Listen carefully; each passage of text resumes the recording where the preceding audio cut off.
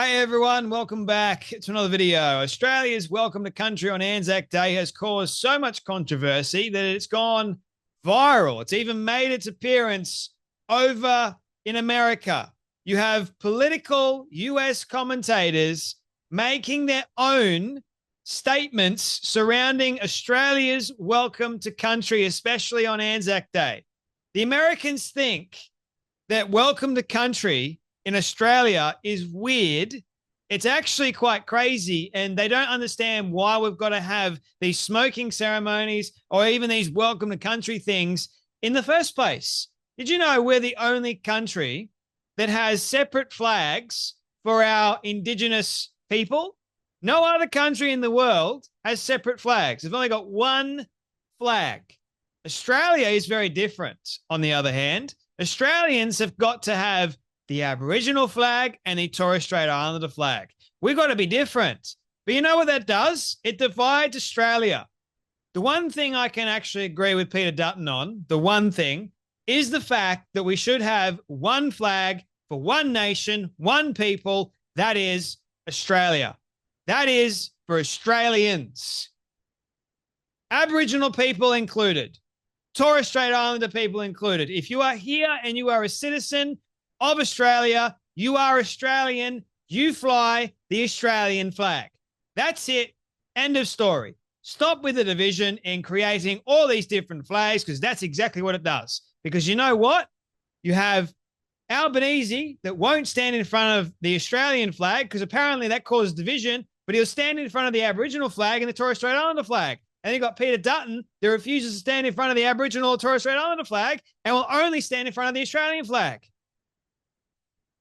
Division is happening, whether you want to see it or not. It is there, either on the Aboriginal side, trying to divide the Australians, the white Australians, or the Indian Australians. Any Australian that is not Aboriginal, they want to divide, and they'll use whatever means necessary to do so. That is because they claim to be the ones that were here first. And so as a result, they're going, everyone else can get the hell off our land, or we deserve X, Y, and Z. Keeping in mind that they are their ancestors were the ones that suffered, not them. They're getting all the benefits of what happened to their ancestors. And you know what? The white man, myself, we're paying for it. Thanks to our virtue signaling government that doesn't care too much about the ordinary white Australian. No, all they care about is virtue signaling and giving the Aboriginals everything and then dividing the country even more. The whole objective of the Voice to Parliament was to divide Australians. That's all it was for. And he spent millions of dollars doing that. ANZAC Day. Welcome to country. We didn't have it. We didn't have it the other year or in past years. So why do all of a sudden do we have this change? The Anzacs fought for this country. Indigenous Australians included. Aboriginal people included, right?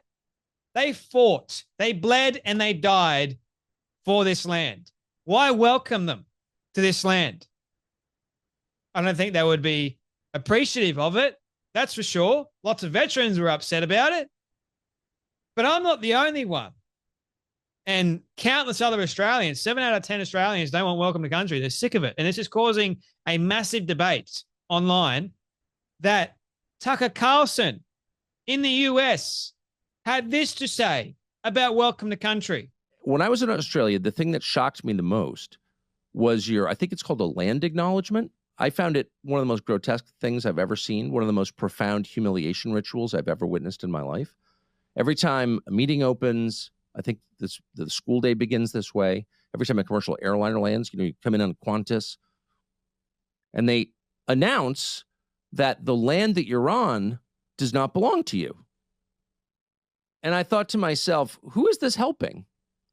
Is it helping the indigenous community? If so, tell me how. When you say this doesn't belong to me, is someone in the indigenous community getting a job or a government grant? No. No one is benefiting except the people who seek to steal your country. And they are going to steal your country, and they're telling you so.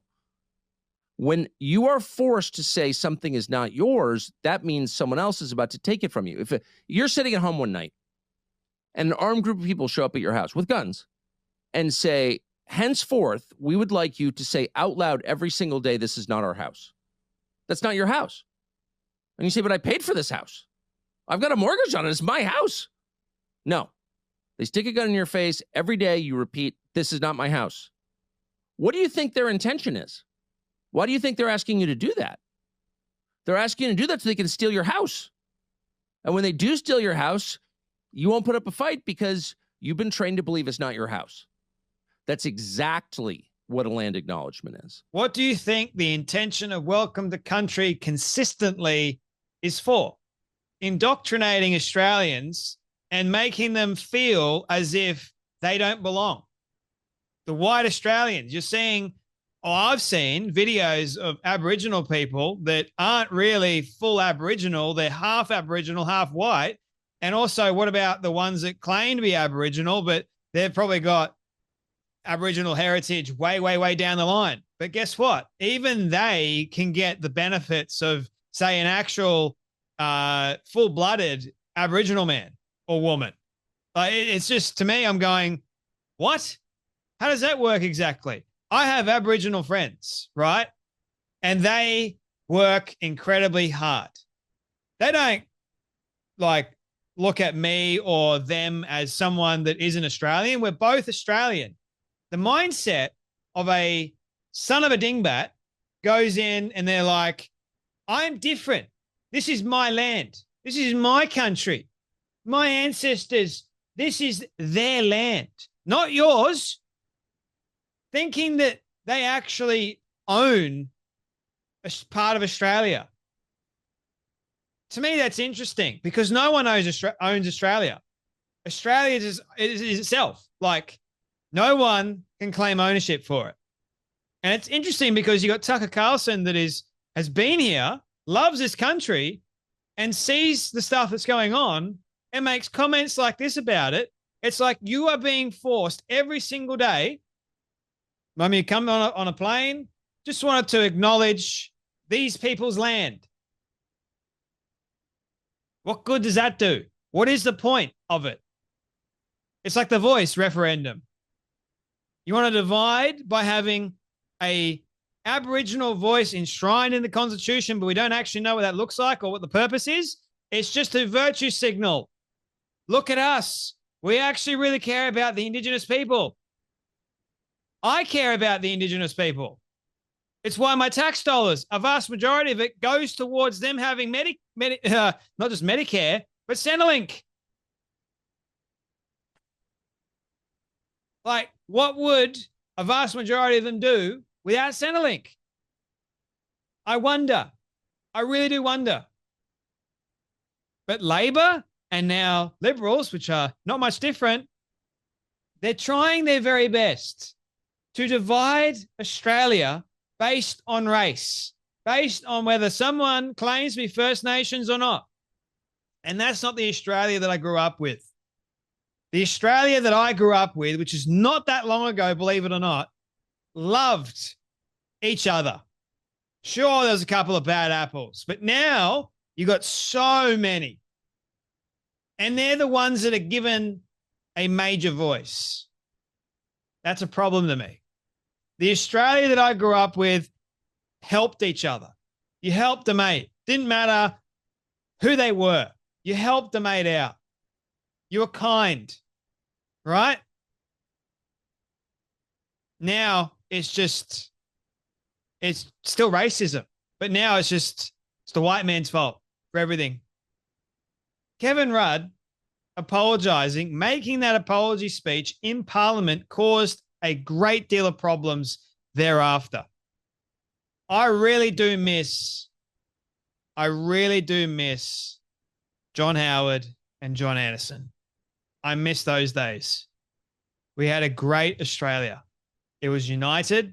Sure, again, you had the bad apples, but we were united for the most part. And now you've got these, as Jordan Peterson has pointed out, these bad faith individuals. And if Tucker Carlson can see it, why can't Australians themselves see it. I know lots of people are starting to wake up and realize and go, this ain't right. And even people in my audience, they're Aboriginals too. And I've seen some of the comments.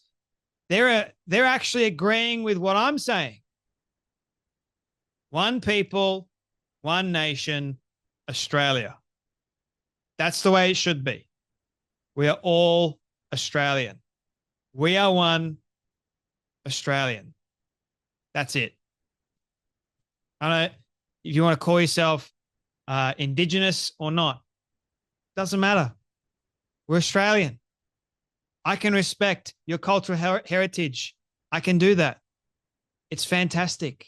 We have a rich cultural heritage, a Christian heritage at that.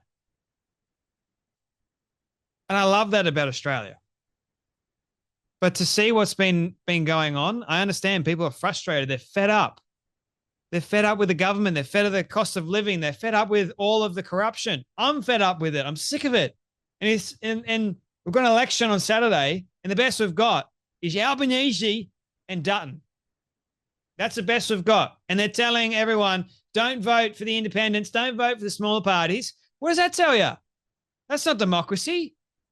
Who are you to say who I can actually vote for? Oh, because guess what? We're going to have a minority government. And that would mean that we have to rely on the Greens. But I won't. I will say that I don't want to make a deal with the Greens. Yeah, sure. We know what you're all about. Stop trying to piss down my back and tell me that it's raining. Because I tell you what, I can see right through you. I really can. I'm not dumb anymore. Man, yeah, when I was younger, I didn't really care less.